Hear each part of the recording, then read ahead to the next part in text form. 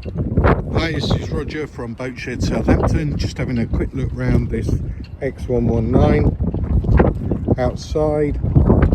Walking down the port side here.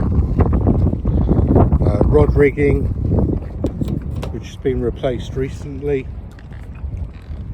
Up to the front, small anchor locker. Currently rigged for racing with racing sails.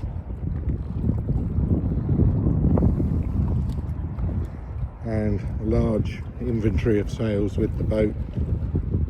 Walking back, big cockpit, room for 10 on this boat. If you'd like to know more about it, give me a call back at Boatshed Southampton.